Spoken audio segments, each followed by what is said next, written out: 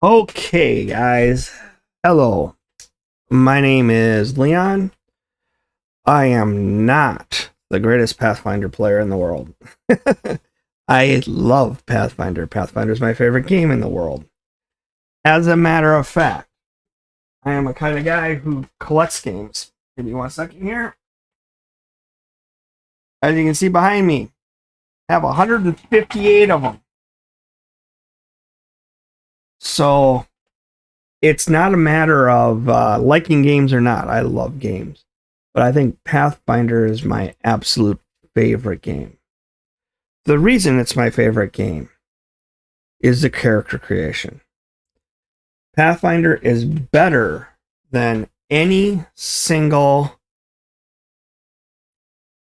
game that I know in creating characters. It's superior to everybody else. It's superior to D&D 5e. I am not putting down D&D 5e. Okay? Not at all. D&D 5e, if somebody came up to me and asked me to play a game of it, I would in a heartbeat. But my heart and my soul lies with Pathfinder because I love how the characters are made. In D&D, you can create 100 different fighters, but in the end, if you don't use the most efficient way, it really doesn't make sense. And the other thing that is a little bit of a detractor from 5e, and when I say a little bit, I mean just a little bit, is the fact that D&D 5e is a little off balance the higher levels you get. Or Pathfinder, it is very well balanced all the way through. So, the purpose of this channel and the purpose of what I'm going to try to do is every week I'm going to try to create once a week a character. And I'm going to show you the process that I go through, and I'm going to show you some of the characters I've created and why I love them. And I'm going to give a concept. And at the very end, if you stayed all the way to the very end, I am going to create a character, or I'm going to give you the basic bio for the next character. When I say basic bio, this video is going to be a Batman-like character. It's not going to be Batman. I understand 100% it's not Batman. It's not supposed to be Batman. Batman was the inspiration behind it. Let's see what we got, okay? And I am going to have a much different character than you will. And based on my character basics, my character bio, I want you in the comment section to leave comments. How would you build such a character? Okay? And it doesn't have to be even remotely close. It doesn't have to be as detailed as I'm going to go into for you. It does not have to be that way. All you have to do is let me know what you think and what you want. You do not have to go into all 20 levels of spells. I'm not even going to go through that. I'm going to show you some of the spells that I pull out because I really like them. But for the most part, I am asking you, give me what you think, even if it's just, I would want to do an investigator with archetype levels in monk. That's great. And I agree with you. That's great. The best of the characters that are put into the comment section, I will invite on the channel if they want to join me, and we will do it, and we'll do a reveal at the same time. And I think that would be a lot of fun. But that's what we're going to do. So, who am I? Now, what I'm going to tell you right now, fast forward in your video until you see this blank spreadsheet, because that's when I'm going to start talking about the character. But until then, I'm going to give you just a little bit about me. My name is Leon. I had a stroke 4 years ago. It makes my writing very poor. My left hand is slower than my right hand. But no one knows the difference. You can't tell. I don't have any deficiencies. There's no eye droop. There's no facial droop. There's no. But the left side of my body right now is tingling. It's like it's a falling asleep. I've had that for 4 years. I'm used to it. It's what I do. I'm always tingling. I have my left hand. I can pull a sheet out of the oven. No problem. But it doesn't affect anything other than my memory once in a while. And once in a while, I may have a 2 or 3 second pause. It's just my brain catching back up. I wanted to warn you guys. That's what's going to happen. So, on to creating Batman. I'm bringing up the sheet so that people who are skipping the About Me area, they can come in and get in here. But what are we looking for in our Batman-like character?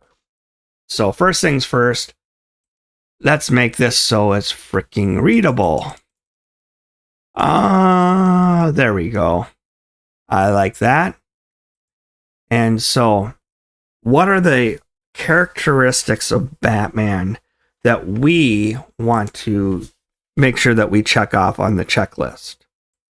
Okay, so for me, my personal favorite things about the Batman character that is in the comics, that's in the movies, that's in the cartoons, the things I like best about him is so first, I like the fact that he's a fear-based character. He puts the fear in everybody. Okay, so I really like that. Number 2, the thing that I really like about him is he inspires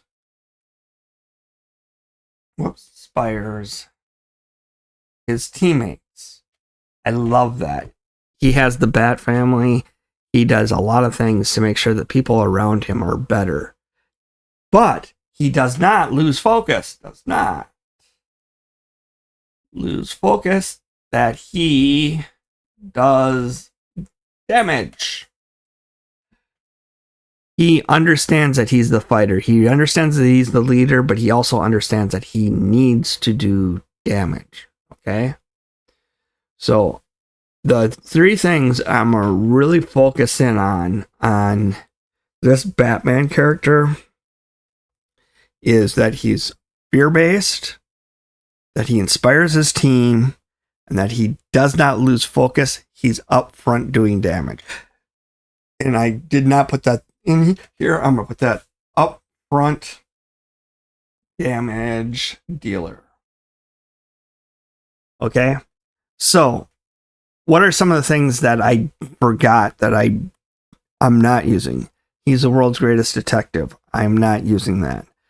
I am not using the some of the other character flaws that are in him, such as won't kill somebody, won't do that kind of stuff.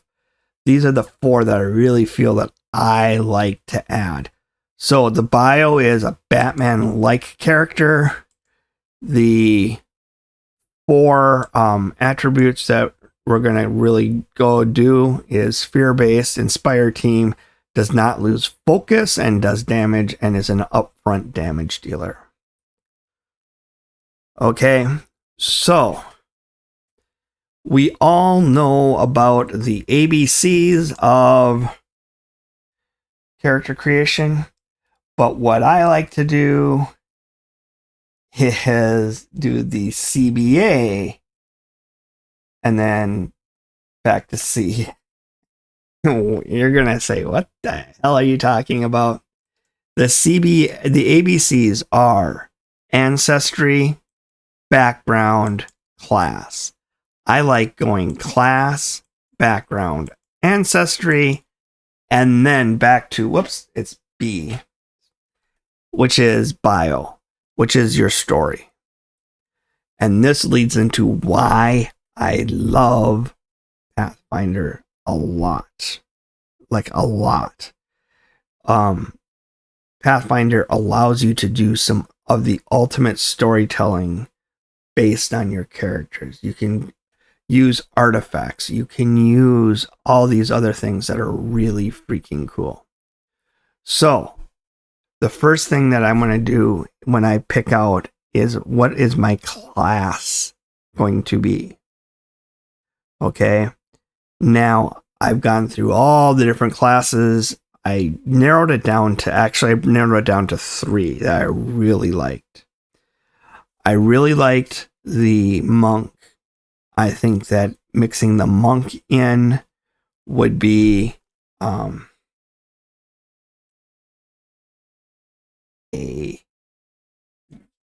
forgot archetype, then bio. So I really, really like the monk. I think the monk can do some serious damage. He is upfront damage dealer, and with the right archetypes, he can put fear in everybody. The other one that I really liked is I like the fighter, obviously, because he's going to constantly hit with that +2. He's going to be constantly hitting and going to be able to save his fellow teammates from damage. He's going to be an upfront damage dealer. Then I seen one of the greatest, if not the greatest, character creator in the world, Bad Luck Gamer. If you haven't gone out to his channel, go out to his channel. Bad Luck Gamer, awesome. Songblade is the one. He created a bard. I love this concept. Okay. With the bard, with archetypes, I can be fear-based. Bards obviously inspire his teammates to do much, much better. And he can create situations where he's doing incredible things. And you're going to see that in just a minute. He does not lose focus on damage.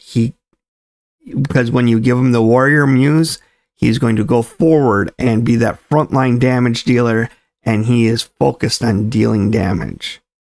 He is the shit when it comes to a Batman-like fear-based character. I love the bard, and we'll get into more information about that.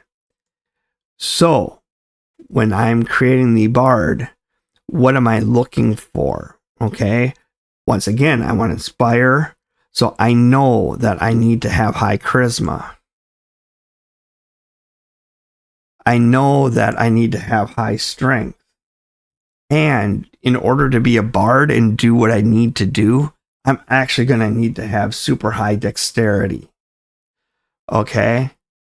So I know that these 3 things are going to be a must that I have to focus on. I have to get these up. So with my backgrounds, what background can I get that isn't going to mess things up, that's going to give me what I need? And I came up with the artist.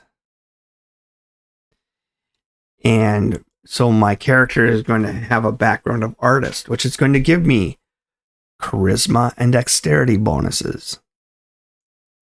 So that leaves me with one last thing, which is ancestry. Which ancestry am I going to use? I'm actually using, this is a real character that's being used in a real game right now. I'll even bring up photos to show you what she's going to look like. But the full, I talked to and we're able to use uncommon characters. And so I decided I was going to go with a catfolk. Why? Because I went at that point.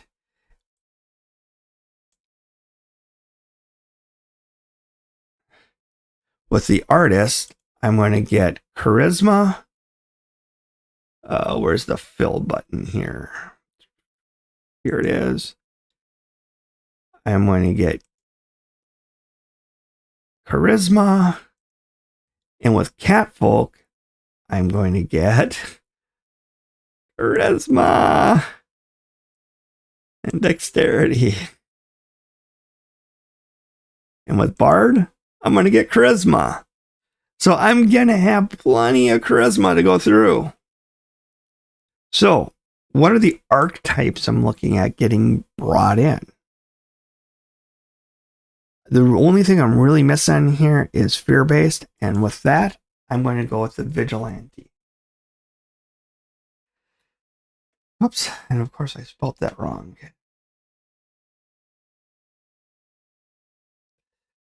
And that will help me get my fear-based stuff off. I will explain and show it to you in just a moment. And then that means I'm going to have to go to my bio. And what is my bio going to be? And I'll explain what I do with the bio in just a minute. So let's go into Path Builder and build him. So here I have my Catfolk ABC, Catfolk Artist Bard. Okay, what are we going to set his abilities at? Okay, I did strength because that's we need, as I said, strength, dexterity, and charisma. So we did strength, dexterity, charisma. What's going to be our weak point as a catfolk, as a bard? Constitution.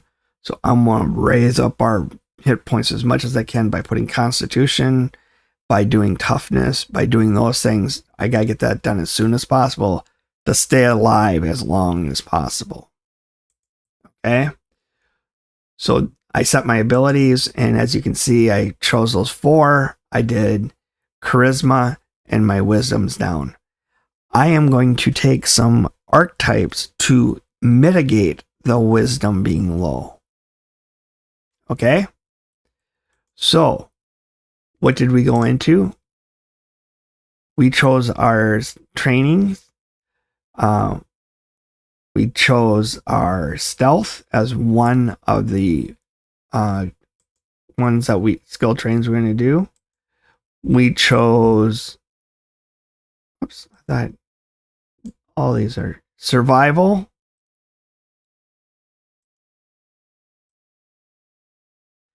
And here we go. Acrobatics, athletics, deception, intimidation. Why did we choose acrobatics, athletics, deception, intimidation? To make people afraid, you need to have good intimidation. Deception is needed for us to get the archetype that we want, which is vigilante. Athletics is needed for pretty much everything that you do. And acrobatics is going to come in handy for when we do some of the cat falls and all that kind of stuff. Okay, so we've created that. We've listed our skills. The heritage I picked was 9 lives. It doesn't matter.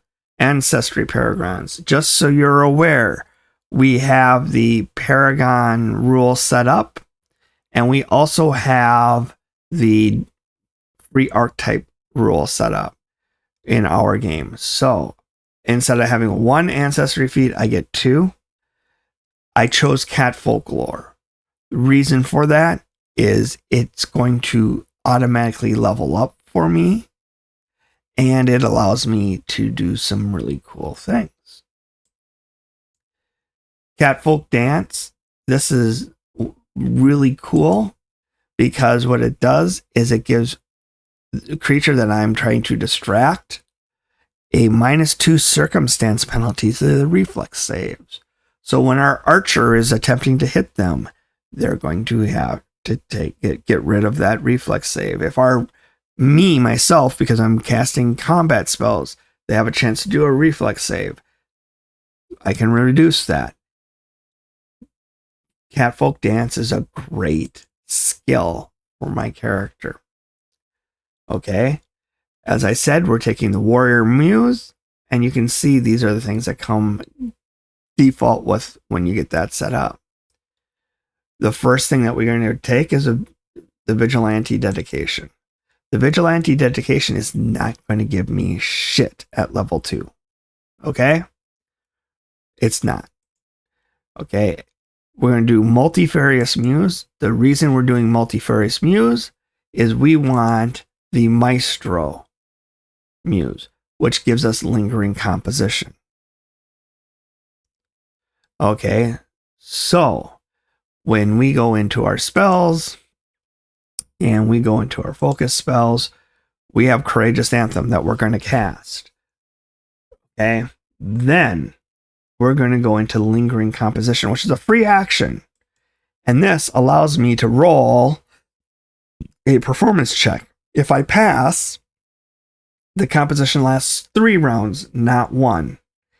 And if it critically succeeds, I get 4 rounds, not 1.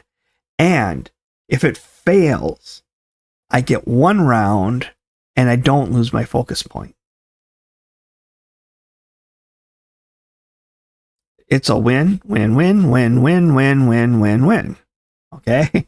Lingering Composition helps my Courageous Anthem stay. And just so you know what Courageous Anthem does, it gives a +1 to all status, attack rolls, damage rolls, everything gets a +1 to it.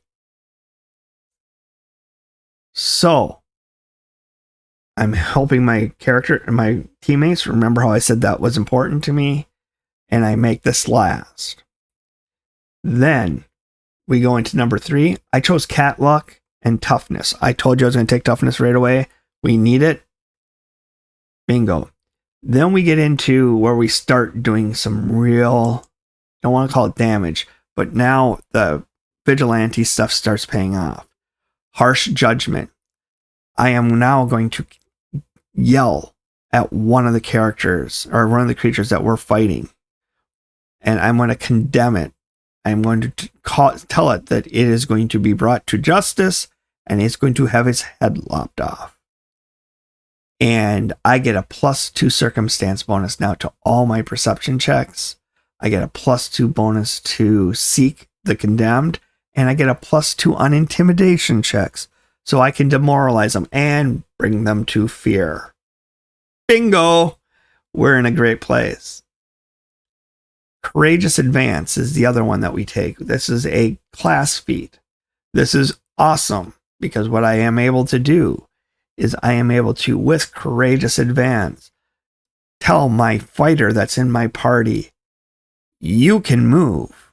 So before their turn takes place, they use a reaction to move up and get a monster to be off guard. So they get an additional bonus on top of the bonus I'm giving them. And then after that, then they can attack. This is freaking awesome. You're setting up your party to go crazy. Level 4, you're really close to being in a great place. When you hit level 10, I think it's level 10, you're going to be doing ridiculous things. And your party cannot get along without you at that point. The other thing that I took is I took a skill feat at level 4 called Social Purview.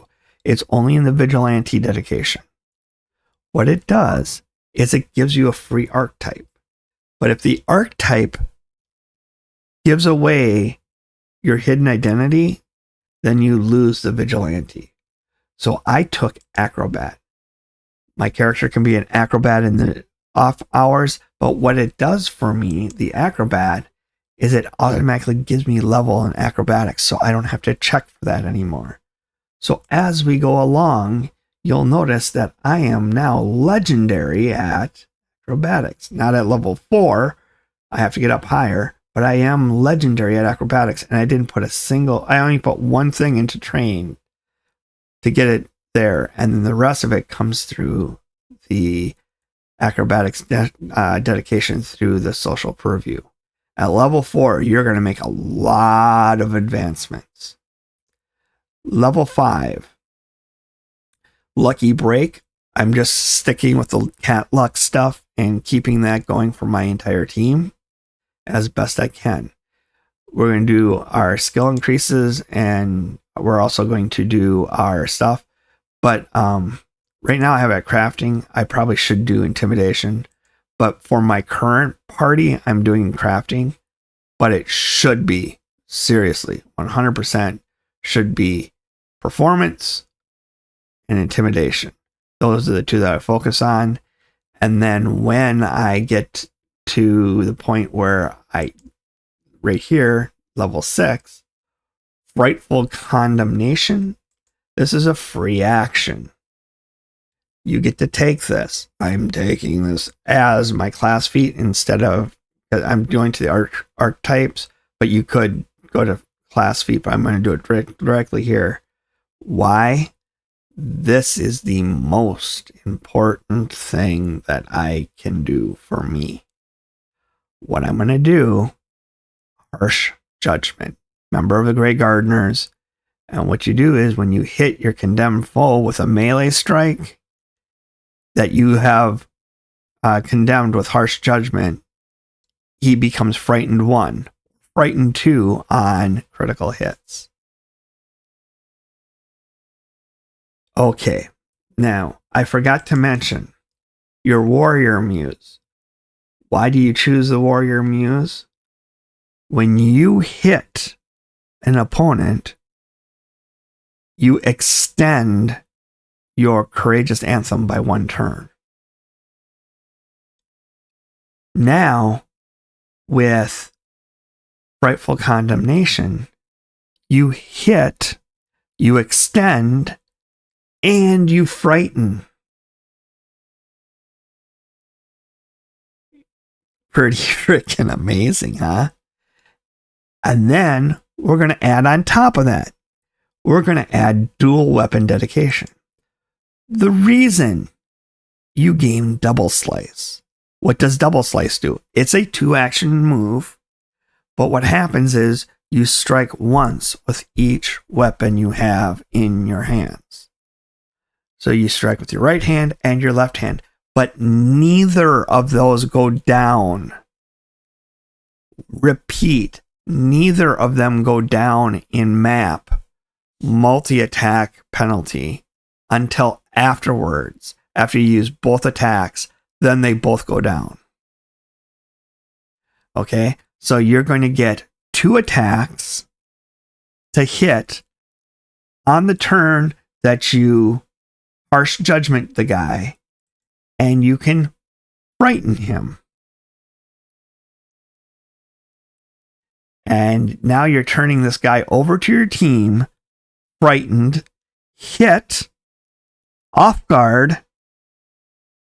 Your fighter will one-shot him. And if he doesn't, I would be surprised. But we're going to make this even better. Okay? So we've done all this stuff. I'm doing some alchemical crafting. I'm doing some crafting stuff because we don't have any crafters in our group, and I'm mixing in a crafting a little bit. So I don't need to do this. I could be something else, but that's what I'm doing for now. And I'm not taking ride, and I'll explain why when I go through the spells here in just a minute. We're going to come up to Fortismo. At level 8, we're going to take Flensing Slice, which, if you hit with both your hits on both your attacks on the double slice, then you can automatically get a 3rd strike in.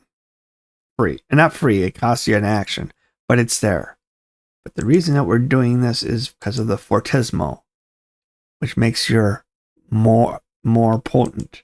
So now, when you cast your spells, the Fortismo makes it that much more.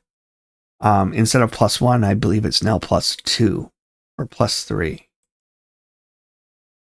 You're giving your team better stuff. Luck of the Clouder, once again, luck for your team. Skill increase, we know what we're doing there. Ability boost. Here's where we're going to start doing things a little different. You notice I went with dexterity and charisma, not strength. I will do strength to the last 2, but this way here, I end up with everybody having 1 up, and everything's even, and I'm maxing out what I can do. I don't end up with a 5 with an arrow on it. I end up with all 3 of my main attributes at 5. So I'm sitting there, but here's the big one. We've been hurting because we don't have much shielding and I'll explain what we're doing for shielding in just a minute, we get Twin Parry. Twin Parry sets us up so that way now we can go into a stance and give ourselves 1 bonus to our armor class. So the last thing that we do each time, we go into Twin Parry. The other thing that we're doing, oh, I love this one. Courageous Assault. With a mighty shout, you stir an ally. If your next action is to cast Courageous Anthem, 1 ally of your choice gains a bonus where they can immediately use a reaction to make a melee strike. Plus, you already have, for free,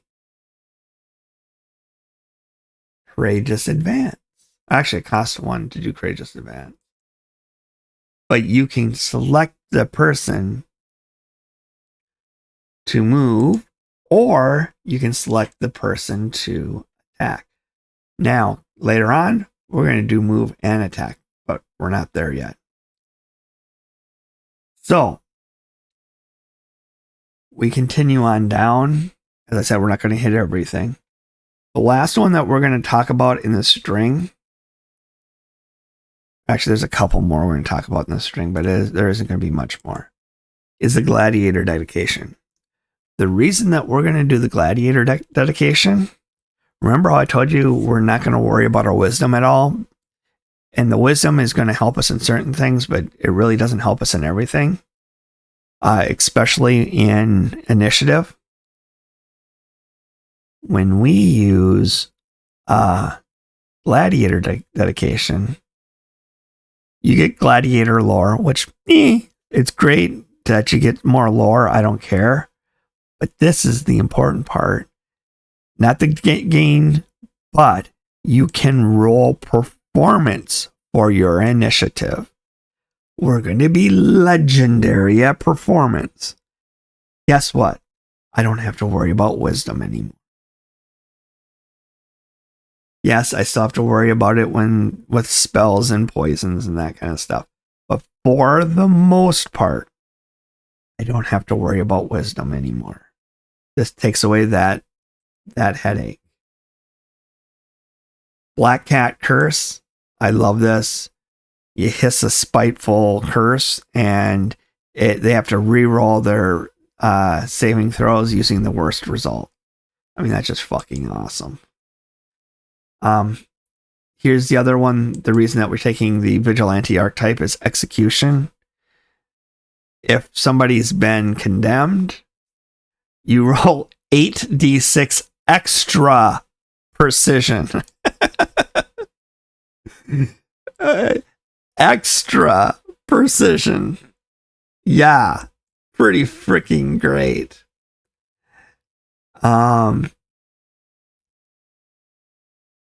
Here's the last one I was going to talk about is Courageous Assault. This is both the stride and strike. So when you hit 16, your fighter is just fucking killing everybody. It isn't even funny. And then we have a few more things here that are really cool. But they're not that big of a deal. I'm going to go into the Bard spells really quick. I don't even have my cantrips listed. There are some really cool cantrips. I really like Eat Fire. It really does an amazing job. There's so much fire in Pathfinder that it's really pretty cool. Light is pretty awesome. Needle darts is not awesome. It's okay. Read Aura is actually very good. So those are the ones that I would take, and that I have taken. Those are the 4 that I've taken, and I really like them. But your rank 1 spells are freaking awesome. First one is Soothe. And Soothe is my, what they call signature spell. And I do that on purpose because it automatically elevates it. It automatically gives me another one. So when I get to rank 2, now I have it in rank 2 and rank 1. And then when I'm in rank 3, I have it at all the 3 of them. So I can cast the Soothe at various levels. Soothe, what it does is Soothe is going to make it so that way I can heal my party. And it's very easy. And I become the healer for the group. Is this as good as a cleric? Not even close. Is this as good as a medic? Don't even think about it.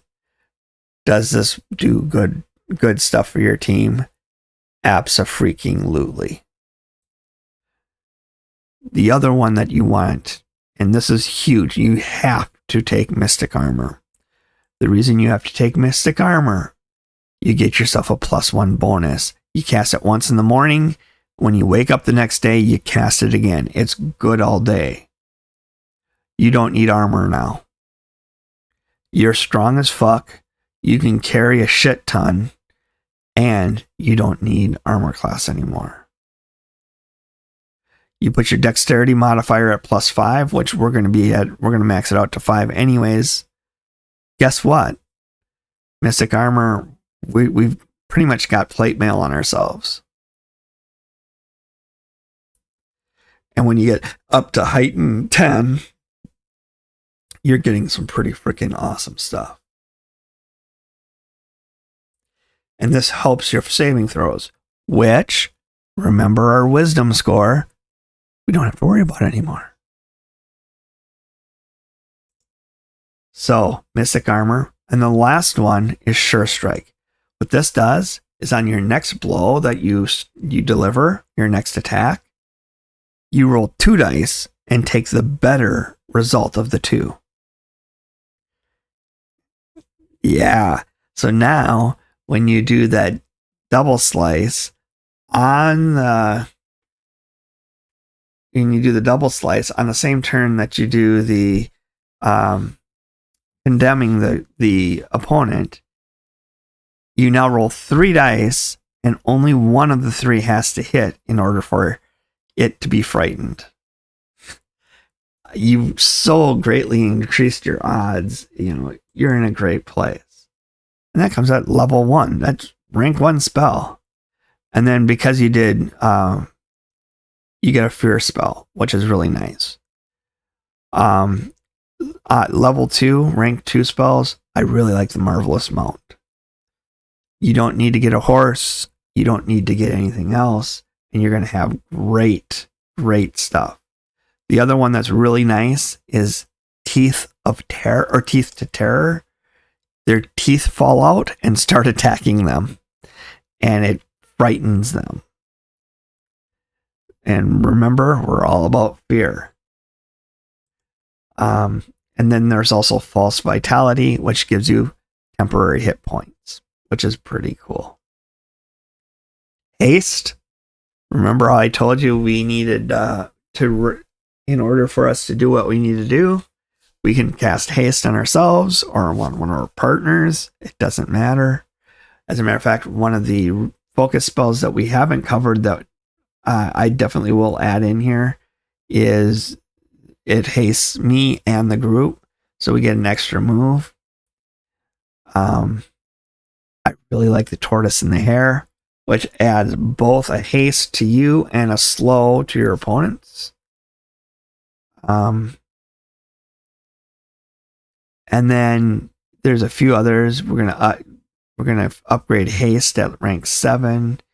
We're gonna do a handful of upgrades of the other spells, but that's setting you up. So when you come to your turn, you've got a lot of choices. You have a lot of stuff to do. But believe it or not, you're going to be in a really good place to do everything that you need to do. Our archetype feats, we're adding in everything that we need. So, when I get done, our class is 39. Actually, I think I have armor on. You got to take this off. Change, because we can go with unarmed. See, unarmored. Even if I had armor on or off, it's 39. But because we're going to have spells and we can use mystic armor, and we're going to have that 10th level spell, we're going to gain 3. So our armor class will be at 42. We'll have legendary will and expert at these 2. I can live with that. When we get all done, based on the build that we just talked about, legendary acrobatics, legendary crafting. The reason we have crafting is because I focused on it. That should be intimidation instead of crafting, but because of my team, I had to change it a little bit. Legendary catfolk lore, legendary gladiatorial lore, and legendary performance. It doesn't say legendary, but that should be legendary. I haven't upgraded that one yet. It will. So we are going to be a force to be reckoned with. Love this build. Love how this is coming together. As I said, I still have a little bit of work to do in this area here. From about 13 on down, I have to focus a little bit more on what we're doing to make sure that I get everything in. I had to change a lot of things because I had to put in crafting, and so I had to change some of my skills. I probably should do things like that, but I think the reason that I did deception up to master is that way I could take the ringmaster.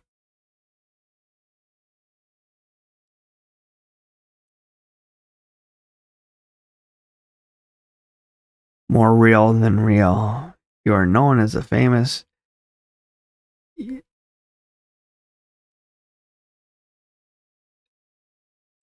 So this just gives you an idea of what my Batman character would look like. This gives you a feel for how I go from beginning to end. The next character that I'm going to do, I've been thinking about this, and going forward, I'm not going to give like Batman, or in this case, I'm choosing Pennywise. I want to try, because we're at Halloween time, I want to try to put together a Pennywise type character. We're going to go through all the same steps. We're going to go into our sheet right here, list off what we need, list off what we want.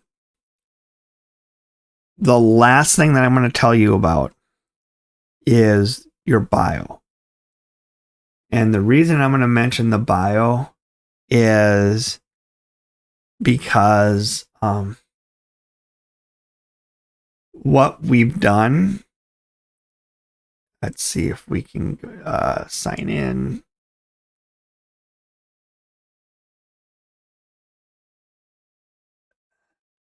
I don't want spreadsheets. I want docs.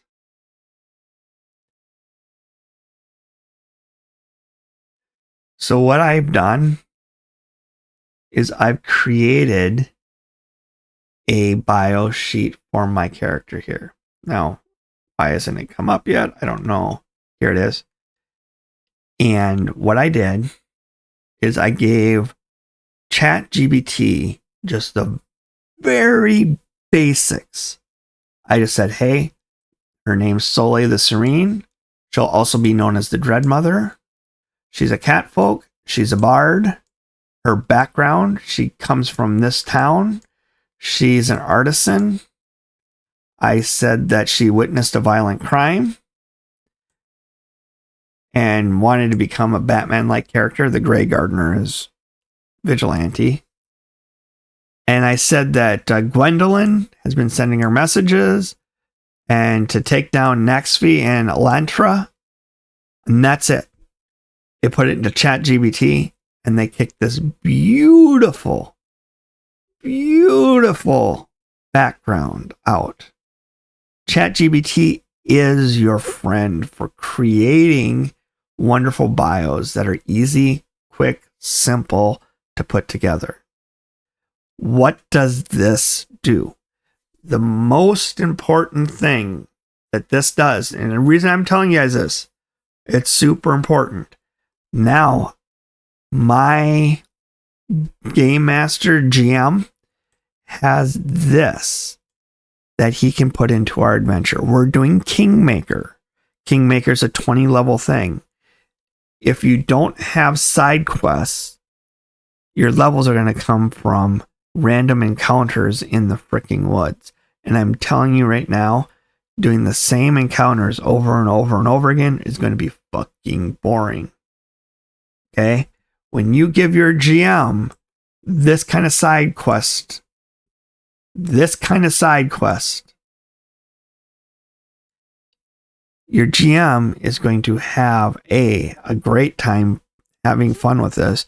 B, you're not going to dread leveling your guys up over and over and over again.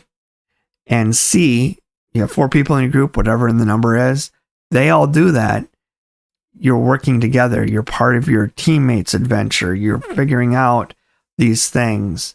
So here, this came directly out of the lore of Gwendolyn, directly from the Galarian lore, directly from Pathfinder books. And this will make it super easy on my GM to do that, to make and have a great time. The point of Pathfinder, and what makes it a little bit different than D&D, is, to me, the ability to storytell incredibly well. Okay? If you don't have a great GM, it's going to be tougher. If you have even just a halfway decent one, just acceptable, you're going to have a great time. To me, in D&D, you have to have a great GM in order to do that. So anyways, ChatGPT to create this is super easy and super great to do. And then you don't have to deal with a lot of bullshit. So that's what I do. That's how we create it. That's what we do. Remember, next week is Pennywise. The week after, and the week after, and the week after, I don't know what we're going to do, but I'm going to do something a little different than a known character. I'm going to do something like, hey, we're going to do a backline person because our team needs a backline person, and we're going to take into account these personality flaws. Okay? We're going to take into account this, this, and this. How can we have fun with this? That is it. Thank you very much, and everybody have a great day. Please like and subscribe. This is my very first video. I apologize if I gone off on too many rabbit trails or anything like that. I'm excited. I love this idea. I love where this is heading. And as I said, my favorite part of Pathfinder is creating characters. I bet you I have over 100 of them created. And we're just going to have fun going through, looking at all these characters and having fun expanding, once again, looking at when you hit certain levels and certain points, courageous assault, or in this case here, courageous onslaught, where they move and strike, and holy shit. And then you do 2-weapon flurry, or better yet, twin defense. Then you go into a stance and you stay in that stance permanently. So you get the +1 armor class all the time and you don't have to worry about it. Guys, this is just freaking awesome. I am so excited for this character. So what I'm going to also do is I'm also going to every once in a while inject how's the Kingmaker adventure coming along with my characters, so I'm going to do a video on that every once in a while, but it will be a very short one. That said, have a great, blessed day and enjoy your time with Pathfinder. Talk to you later. Bye.